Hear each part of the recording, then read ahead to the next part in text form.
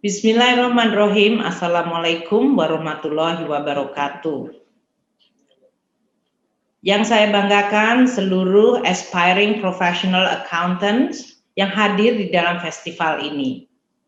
Saya Menteri Keuangan Republik Indonesia dan saya akan menyampaikan hal-hal yang berhubungan dengan APBN serta sisi keuangan dan tentu saja dari sisi akuntansi. Bapak dan Ibu sekalian, saudara-saudara sekalian, kita memahami bahwa APBN adalah merupakan instrumen yang sangat penting bagi suatu negara. Demikian juga dengan Indonesia. Sebagai instrumen dan policy di dalam rangka untuk mencapai tujuan bernegara, yaitu menciptakan masyarakat yang adil, makmur, dan menjadi negara maju, maka kita perlu terus mendorong perekonomian agar terus menjadi berkualitas, tumbuh berkelanjutan. Dan salah satu instrumen yang luar biasa penting untuk bisa menciptakan momentum dan prasyarat untuk mencapai tujuan negara maju, adil dan sejahtera adalah APBN. Namun APBN sebagai instrumen harus tetap dijaga dari sisi kesehatannya, kredibilitasnya, efisiensi, efektivitas, dan harus berkesinambungan. Fungsi APBN sebagai suatu instrumen policy fiskal adalah bisa melakukan fungsi alokasi, distribusi, dan stabilisasi. Dan itu bisa dan harus didukung oleh sisi penerimaan negara, sisi belanja negara yang efektif dan efisien, dan sistem pembiayaan yang prudent dan sustainable. Peranan APBN dan instrumen fiskal dari sisi alokasi, distribusi, dan dari sisi alokasi, distribusi, dan stabilisasi adalah sangat-sangat strategis. Peranan sebagai stabilisasi kita lihat pada saat ini di mana APBN menjadi instrumen counter cyclical pada saat Indonesia menghadapi tekanan akibat pandemi COVID-19 yang telah menyebabkan ekonomi mengalami kontraksi karena seluruh kegiatan masyarakat dunia usaha semuanya menghadapi tantangan COVID. Menjadi lebih lemah atau bahkan berhenti. APBN menjadi instrumen untuk bisa mengurangi dampak tekanan yang luar biasa tersebut. Itulah fungsi stabilisasi. Fungsi distribusi adalah fungsi APBN untuk bisa memperbaiki pemerataan kesejahteraan dan keadilan. Hal itu berarti APBN bisa melakukan fungsi distribusi antar kelompok pendapatan, baik pendapatan masyarakat yang masih dalam posisi rendah, menengah, atau tinggi, dan juga pemerataan antar daerah atau kemajuan sektoral. Sedangkan fungsi APBN dari sisi alokasi adalah bagaimana APBN bisa meningkatkan kemampuan ekonomi di dalam menggunakan sumber dayanya secara efisien, efektif, dan berkeadilan. Oleh karena itu, fungsi APBN melalui perpajakan, belanja, dan pembiayaan harus mampu meningkatkan kemampuan ekonomi untuk bisa tumbuh dengan menggunakan efisiensi resources dan juga untuk memperbaiki produktivitas. Bagaimana APBN disusun dan bagaimana APBN dipertanggungjawabkan? Sebagai suatu instrumen anggaran pendapatan belanja negara yang luar biasa penting, APBN disusun melalui suatu proses yang melibatkan banyak sekali pihak, baik di dalam internal pemerintah sendiri, di pemerintah pusat, pemerintah daerah, maupun bahkan masyarakat, dan kemudian dibahas dengan Dewan Perwakilan Rakyat, dikonsultasikan dengan Dewan Perwakilan Daerah, yang kemudian dia akan berubah atau menjadi produk undang-undang. Oleh karena itu, tahap perencanaan dan penganggaran adalah tahap awal penyusunan APBN, di mana pemerintah membentuk atau menyusun mulai dari pokok-pokok kebijakan fiskal dan kondisi ekonomi makro yang akan dihadapi, yang akan mempengaruhi postur dari APBN, dari penerimaan belanja maupun pembiayaan, dan juga untuk seluruh kementerian lembaga menyusun rencana kerja anggarannya. Demikian juga dengan daerah yang kemudian dilakukan musyawarah perencanaan pembangunan dengan seluruh stakeholder yang akan mempengaruhi atau dipengaruhi oleh APBN. Pemerintah menyusun sesudah konsultasi yang sangat panjang dan detail apa yang disebut nota keuangan dan rencana undang-undang APBN yang disampaikan oleh Presiden di depan sidang paripurna DPR Republik Indonesia. Sesudah itu APBN dibahas oleh pemerintah dengan Dewan Perwakilan Rakyat. Seluruh kementerian lembaga membahas dengan komisi-komisi terkait, dan kita juga membahas atau pemerintah membahas dengan Dewan Perwakilan Daerah, yang kemudian disatukan dalam pembahasan dengan Badan Anggaran, sehingga kemudian APBN bisa ditetapkan menjadi Undang-Undang APBN. Pelaksanaan APBN sesudah menjadi undang-undang merupakan juga proses yang panjang. Pada saat APBN sudah dilaksanakan, seluruh kementerian lembaga harus membuat dokumen-dokumen pelaksanaan anggaran tersebut dan melakukan seluruh implementasinya secara bertanggung jawab dengan tata kelola yang baik dan berdasarkan aturan undang-undang. Sesudah seluruh APBN dilaksanakan pada bulan Desember, tutup tahun anggaran, maka seluruh jajaran pemerintah dan daerah, pusat dan daerah, kemudian menyusun laporan keuangan dan pencatatan dari penggunaan seluruh sumber daya APBN tersebut.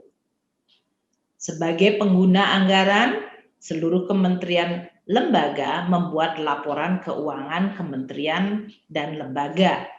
Sedangkan daerah akan membuat laporan keuangan pelaksanaan anggaran pendapatan belanja daerah.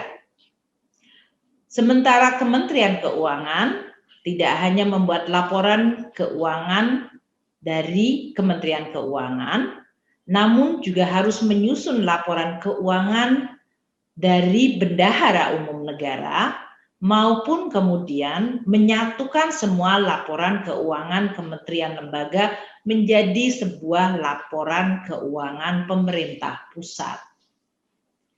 Laporan pemerintah pusat ini keuangan kemudian diaudit oleh Badan Pemeriksa Keuangan yang merupakan institusi yang dimandatkan oleh konstitusi dan bersifat independen. Di dalam pemeriksaan, disitulah juga ada elemen pertanggungjawaban terhadap keseluruhan penggunaan anggaran dan belanja negara. Dan sesudahnya BPK akan menyampaikan hasil pemeriksaan Undang-Undang APBN kita dan diserahkan kepada Dewan Perwakilan Rakyat. Pemerintah kemudian akan membahas kembali dengan DPR mengenai pertanggungjawaban laporan keuangan pemerintah pusat, dan setiap kementerian lembaga juga sudah menyampaikan laporan keuangan kementerian lembaga. Pertanggungjawaban pelaksanaan APBN tersebut yang dimuat dalam laporan keuangan pemerintah pusat merupakan wujud dari akuntabilitas dan tata kelola yang sudah diatur di dalam Undang-Undang Nomor 17 Tahun 2003 mengenai keuangan negara, Undang-Undang Nomor 1 Tahun 2004 tentang perbendaharaan negara, dan Peraturan Pemerintah Nomor 71 Tahun 2010 mengenai standar akuntansi pemerintahan. Inilah adalah siklus tidak hanya APBN sebagai instrumen fiskal, namun juga merupakan suatu siklus yang sangat penting di dalam penyelenggaraan Republik Indonesia, yaitu siklus transparansi dan akuntabilitas penggunaan instrumen, yaitu instrumen anggaran, pendapatan, dan belanja negara. Menteri Keuangan sebagai pengelola fiskal menyusun laporan keuangan pemerintah pusat tidak pada akhir tahun anggaran. Bahkan pada semester 1 sudah dilakukan laporan dan kemudian akan disusun keseluruhan tahun. Sebetulnya tradisi mengenai akuntabilitas, transparansi, dan budaya untuk mempertanggungjawabkan secara terbuka dari anggaran pendapatan belanja negara belum merupakan suatu budaya yang sudah lama. Sebelum tahun 2003 di mana reformasi manajemen keuangan negara lahir, Indonesia belum memiliki neraca dan laporan keuangan. Kita menggunakan PP nomor 51 tahun 1948 yang mengamanatkan pelaksanaan pertanggungjawaban pengelolaan keuangan negara sejak tahun 1948, namun tidak dalam bentuk yang sangat meticulous dan rigorous seperti LKPP sekarang. Tahun 1971 juga ada Undang-Undang Nomor 11 tahun 1971 mengenai perhitungan anggaran negara tahun 1967. Hanya sesudah Indonesia mengalami reformasi, di mana lahirlah Undang-Undang Nomor 17 tahun 2003, Undang-Undang Nomor 1 tahun 2004, dan bahkan kemudian PP nomor 71 tahun 2010, Indonesia melaksanakan pengelolaan APBN dan kemudian menghasilkan laporan keuangan pemerintah pusat yang sifatnya ajak dan terus berusaha sesuai dengan standar-standar akuntansi pemerintahan yang sesuai dengan standar internasional. Waktu Indonesia menyusun laporan keuangan pemerintah pusat yang pertama kali, tentu saja laporan keuangan pemerintah pusat itu belum memuaskan dan belum sempurna. Dan oleh karena itu, sewaktu diaudit oleh BPK, opini yang keluar adalah opini disclaimer. Dibutuhkan waktu dari tahun 2004 hingga 2008 untuk pemerintah terus-menerus setiap tahun memperbaiki laporan keuangan pemerintah pusat, sehingga pada akhirnya tahun 2009 pemerintah mendapatkan status laporan keuangan pemerintah pusat dengan opini wajar dengan pengecualian, belum merupakan hasil yang paling baik. Dari tahun 2009 hingga 2015, pemerintah melakukan berbagai langkah, baik di bidang penerimaan, belanja, maupun pengelolaan kekayaan negara dan pembiayaan. Semuanya dilakukan perbaikan. Sehingga akhirnya pada tahun 2016, pemerintah menghasilkan laporan keuangan pemerintah pusat yang mendapatkan opini wajar tanpa pengecualian. Ini adalah opini tertinggi dari auditor independen BPK. Kalau kita lihat laporan keuangan pemerintah tahun 2019 yang sudah kita selesaikan dan yang merupakan LKPP terakhir pada hari ini, karena kita sekarang masih di tahun 2020 dan belum selesai, maka kita melihat neraca di mana aset dari Republik Indonesia, Pemerintah mencapai 10.467,5 triliun, sedangkan kewajiban kita mencapai 5.340,2 triliun. Dan posisi ekuitas dari negara adalah 5.127,3 triliun. Laporan realisasi anggaran tahun 2019 menunjukkan pendapatan negara mencapai 1.943,6 triliun, di mana belanja mencapai 2.309,3 triliun rupiah, yang menyebabkan defisit sebesar 348,7 triliun. Dan jumlah pembiayaan untuk membiayai defisit mencapai 402,1 triliun, sehingga terdapatlah silpa sebesar 53,4 triliun. Laporan operasional pemerintah menunjukkan pendapatan operasional sebesar 2.168,9 triliun, sedangkan beban mencapai 2.422,8 triliun. Sehingga terdapat defisit operasional 249,2 triliun.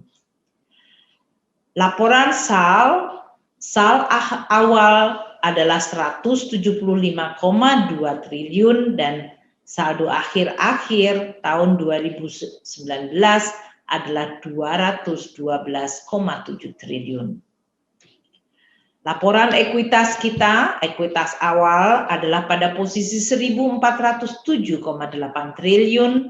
Kenaikan ekuitas pada tahun 2019 termasuk karena revaluasi aset sebesar 3.719,5 triliun dan posisi ekuitas akhir mencapai 5.217,3 triliun. Sedangkan dilihat dari laporan arus kas aktivitas operasi mencapai minus 171,2 triliun. Arus kas aktivitas investasi mencapai minus 225,9 triliun. Dan arus kas aktivitas pendanaan mencapai positif 450,5 triliun. Dan arus kas aktivitas transitoris sebesar 41,4 triliun rupiah. Inilah keenam laporan keuangan pemerintah pusat yang begitu sangat detail, begitu metikulus, dan mengikuti standar-standar akuntansi pemerintahan yang sesuai dengan yang diadopsi oleh internasional.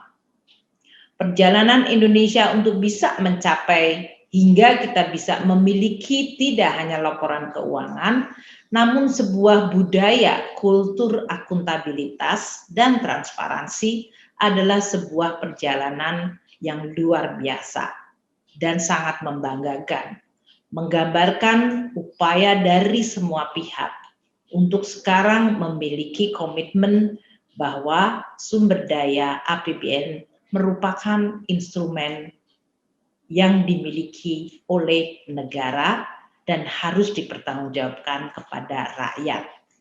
APBN adalah uang rakyat, uang kita semua. Jadi kita harus menjaganya secara baik.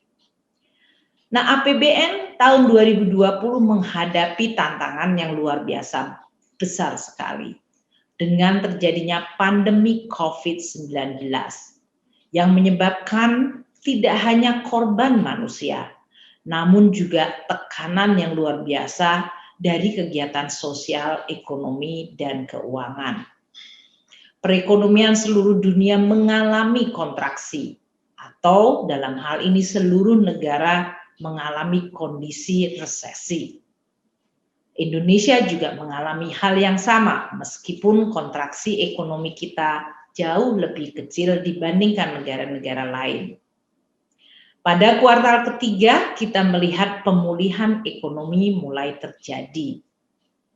Pemulihan ini tidak terjadi sebagai sesuatu yang serta-merta dan begitu saja.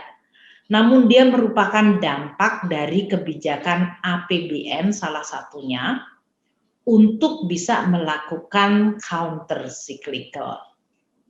Belanja pemerintah ditingkatkan tidak hanya untuk di bidang kesehatan menangani COVID, namun juga untuk mendukung masyarakat, untuk memulihkan usaha kecil menengah, untuk membantu dunia usaha, dan untuk memulihkan perekonomian di daerah. Counter cyclical inilah yaitu belanja yang begitu besar pada saat penerimaan perpajakan kita maupun penerimaan bukan pajak menurun akibat kegiatan ekonomi yang merosot dan harga komoditas yang turun. Situasi pandemi COVID yang luar biasa terjadi terakhir di dunia ini tahun 1918, menyebabkan semua negara harus melakukan extraordinary policy dan response. Pemerintah mengeluarkan Perpu nomor 1 2020 yang kemudian dibahas dengan DPR dan diterima menjadi Undang-Undang nomor 2 tahun 2020.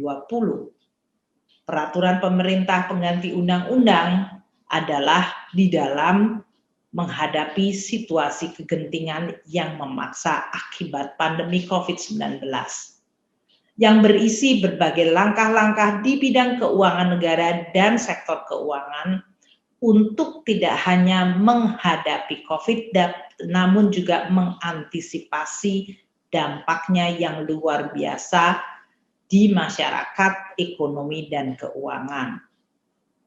Dari Undang-Undang nomor 2 2020 yang merupakan Perpu nomor 1 2020, maka diturunkanlah program pemulihan ekonomi nasional, di mana kita mengalokasikan 695 triliun atau 4,2% dari PDB untuk pemulihan ekonomi. APBN 2020 yang menghadapi shock yang begitu besar terpaksa mengalami perubahan yang sangat banyak. Maka pemerintah menyusun perubahan APBN dengan landasan hukum Perpres 54 2000 yang kemudian diubah lagi menjadi Perpres 72 tahun 2020. Pemerintah melalui Perpu 1 2020 dan atau menjadi Undang-Undang 2 tahun 2020 diperbolehkan mengalami defisit APBN di atas 3% yang selama ini diatur di dalam Undang-Undang Keuangan Negara. Dengan adanya COVID, penerimaan negara mengalami penurunan dan belanja negara mengalami peningkatan.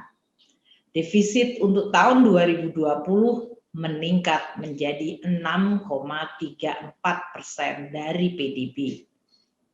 Meskipun kita menghadapi kenaikan defisit yang luar biasa, sekali lagi dibandingkan dengan banyak negara di tetangga kita, Singapura, Malaysia, Thailand, Filipina, atau negara-negara maju lainnya, atau negara G20, defisit dari APBN kita masih relatif lebih rendah. Namun ini merupakan suatu tantangan APBN yang luar biasa. Karena dengan kenaikan defisit yang meningkat sangat tinggi dari tadinya dirancang hanya sebesar 1,76% menjadi 6,34% dari PDB, maka pembiayaan menjadi suatu tantangan bersama. Oleh karena itu, pemerintah bersama Bank Indonesia melakukan langkah untuk bergotong royong menanggung suatu tantangan luar biasa COVID-19. Pemerintah menggunakan instrumen fiskal, Bank Indonesia menggunakan instrumen moneternya. Dan biaya dari penanganan krisis juga dilakukan bersama-sama antara pemerintah dengan Bank Indonesia. Kita menggunakan apa yang disebut surat bersama-sama atau kerjasama Bank Indonesia dengan Kementerian Keuangan diatur dalam 2 kali atau 2 yang berbeda. Yang satu menggunakan Bank Indonesia untuk bisa membeli surat utang negara di pasar primer, dan yang kedua pemerintah bisa menerbitkan surat utang negara yang langsung dibeli oleh Bank Indonesia dengan suku bunga yang 0% atau 1% di bawah reverse repo. Arrangement atau kerjasama pemerintah dan Bank Indonesia dilakukan karena situasi yang extraordinary. Ini dilakukan dengan tetap menjaga independensi Bank Indonesia sebagai bank sentral.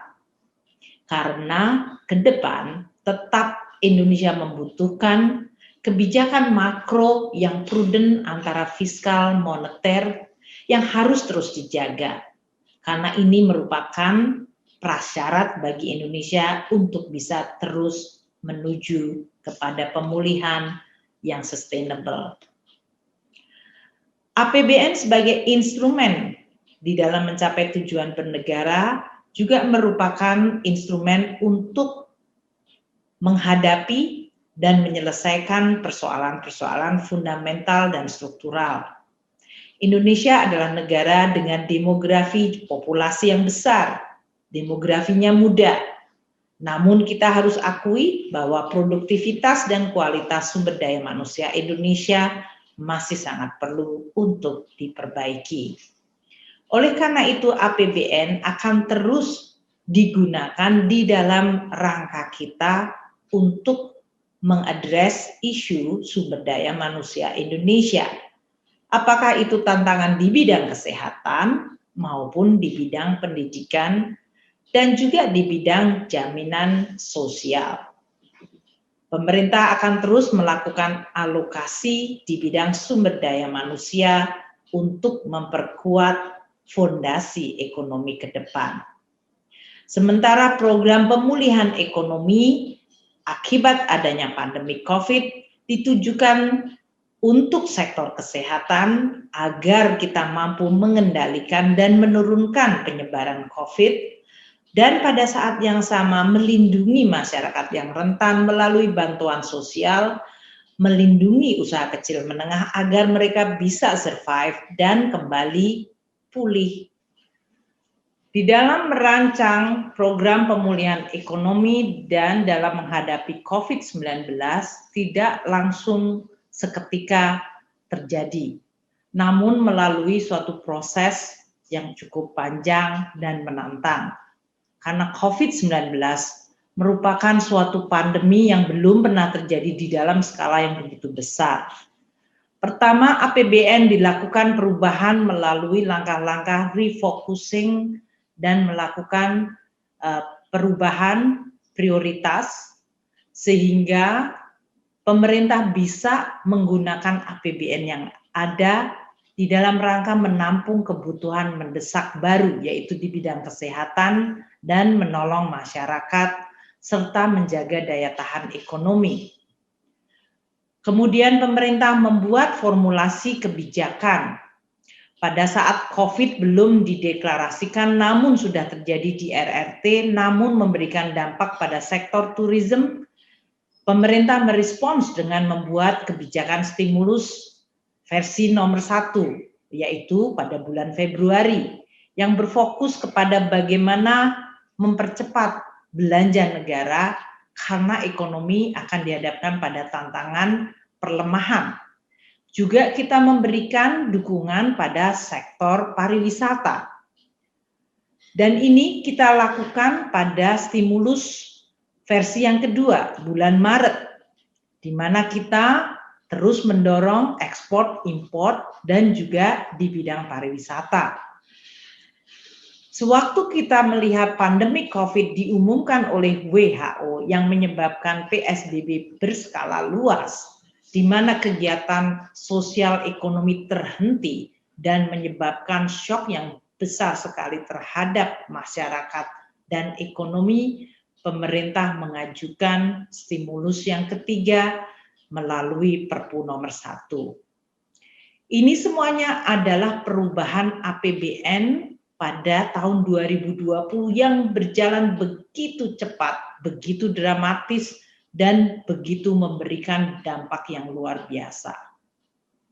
Tentu dengan pemerintah terus merumuskan kebijakan-kebijakan fiskal melalui APBN, kita juga bersama-sama dengan Bank Indonesia terus-menerus melakukan kebijakan makro untuk menolong perekonomian yang mengalami tekanan luar biasa.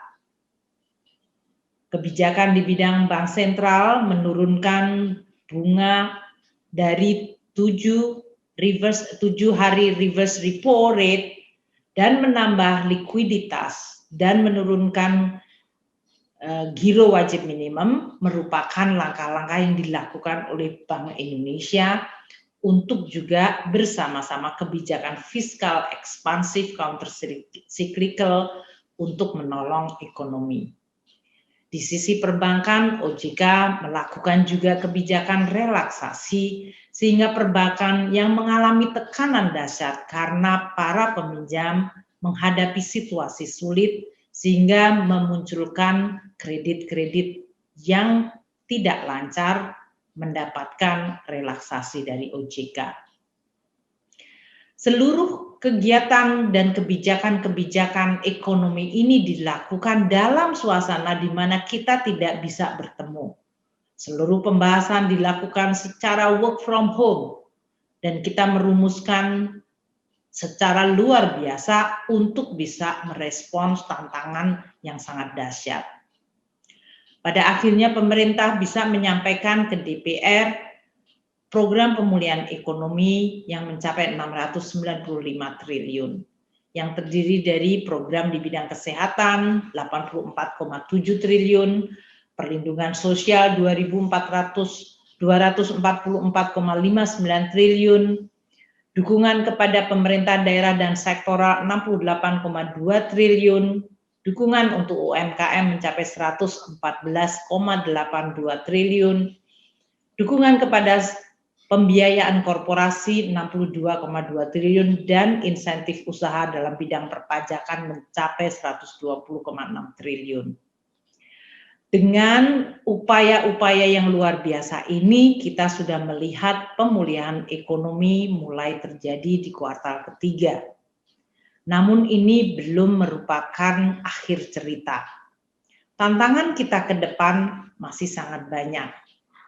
Bahkan di bidang pelaksanaan APBN 2020 yang mengalami perubahan yang sangat besar, kita nanti juga akan menghadapi tantangan untuk mempertanggungjawabkan. Mengetahui bahwa situasi ini adalah situasi yang luar biasa, extraordinary, maka pemerintah di dalam hampir semua policy kebijakannya melibatkan aparat penegak hukum, KPK, LKPP, dan berkonsultasi dengan BPKP dan ikut supaya our internal audit bisa melakukan tugas pendampingan. Kami juga berkomunikasi dengan BPK terhadap situasi yang dihadapi ini.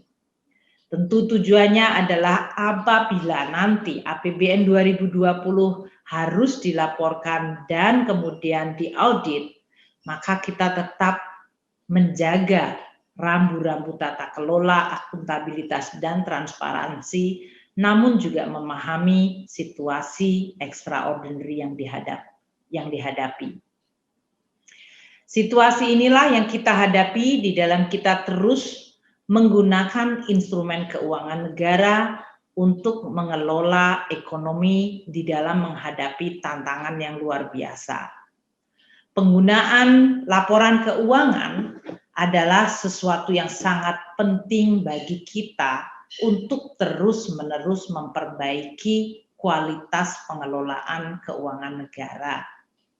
Laporan keuangan adalah laporan keuangan yang memberikan informasi sangat luar biasa terhadap bagaimana kualitas pemerintah menggunakan resource-nya.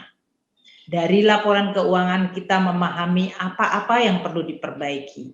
Apakah itu dari sisi perpajakan, apakah itu dari sisi belanja negara, baik itu belanja di dalam kementerian lembaga maupun daerah, maupun belanja yang dikelola oleh bendahara umum negara. Dan dari laporan keuangan serta audit dari BPK, kita mengetahui apa yang harus kita perbaiki di dalam pengelolaan, pembiayaan, dan juga pengelolaan kekayaan negara. tertib di bidang pengelolaan keuangan negara adalah salah satu elemen penting untuk membangun Indonesia yang makin maju dan bermartabat. Informasi dari laporan keuangan pemerintah pusat dan daerah akan dikonsolidasikan dan ini akan memuat bagaimana negara mengatur keuangan negaranya baik di pusat dan daerah untuk mencapai tujuannya. Dari laporan-laporan keuangan inilah Indonesia akan terus belajar dan terus memperbaiki kebijakan-kebijakan tidak hanya di bidang fiskal namun juga di bidang kebijakan struktural lainnya. Pelaporan keuangan dan tentu yang akan dituangkan kemudian diaudit dan dilaporkan oleh pemerintah ke DPR akan menjadi undang-undang. Ini adalah sesuatu kultur siklus APBN yang sangat penting. Di dalam menjalankan seluruh siklus APBN ini hingga pertanggungjawaban peran akuntan menjadi sangat penting.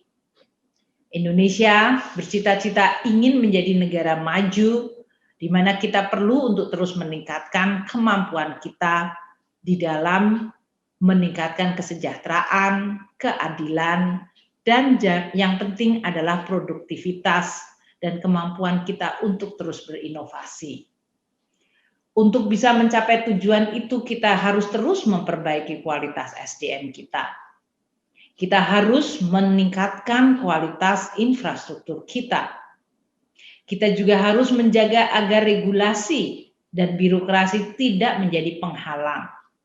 Dan kita harus terus mentransformasikan ekonomi kita menjadi ekonomi yang maju, yang memahami dan bisa menguasai teknologi digital dan terus menggunakan teknologi untuk meningkatkan produktivitas maupun inovasi masyarakat. Laporan keuangan kita merupakan laporan yang menggambarkan apakah pemerintah terus-menerus bisa menggunakan polisinya untuk tujuan tersebut secara konsisten. Akuntan merupakan profesi yang luar biasa penting di dalam keseluruhan pembangunan kultur pertanggungjawaban laporan keuangan. Akuntan yang berregister maupun akuntan yang berpraktek di Indonesia terus mengalami kenaikan. Akuntan publik kita mencapai 1.425. Tentu saya berharap dengan begitu banyaknya mereka yang telah register sebagai akuntan dan berpraktek, serta bahkan bekerja di dalam kantor akuntan publik, Indonesia akan memiliki perangkat untuk bisa maju menjadi lebih baik. Karena standar-standar akuntansi akan mendisiplinkan kita semua.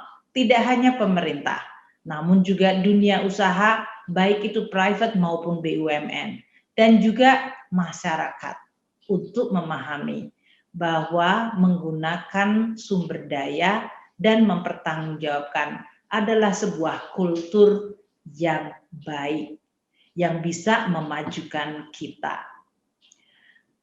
Saya berharap dengan adanya makin meningkatnya peranan akuntan dan akuntansi di Indonesia akan makin meningkatkan kualitas juga pembahasan, diskusi, debat publik mengenai kebijakan-kebijakan di bidang keuangan negara.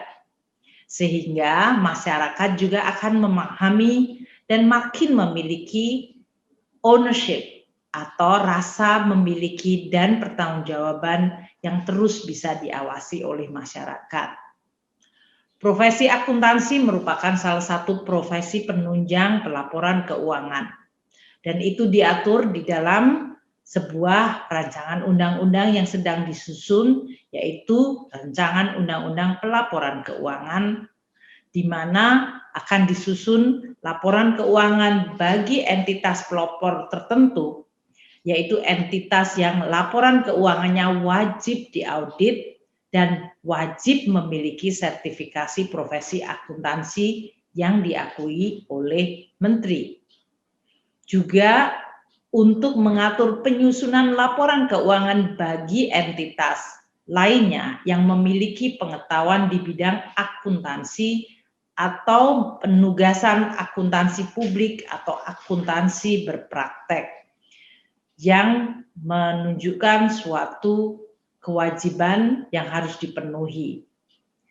Dan di dalam RUU ini akan diatur profesi penunjang pelaporan keuangan lainnya yang mendukung terlaksananya fungsi tata kelola perusahaan yang baik. Seperti saya sampaikan, adanya kultur akuntabilitas yang sangat ditentukan oleh kualitas akuntan dan kualitas pelaporan akuntansi akan sangat bisa membangun fondasi Indonesia dengan tata kelola yang baik. Tidak hanya di pemerintah, namun di dunia usaha. Saya berharap para akuntan merupakan orang-orang yang memiliki profesionalitas dan integritas. Sebuah profesi yang seharusnya menggambarkan suatu loyalitas terhadap kebenaran dan amanah. Suatu profesi yang tidak seharusnya bisa memperjualbelikan integritas secara mudah dan murah.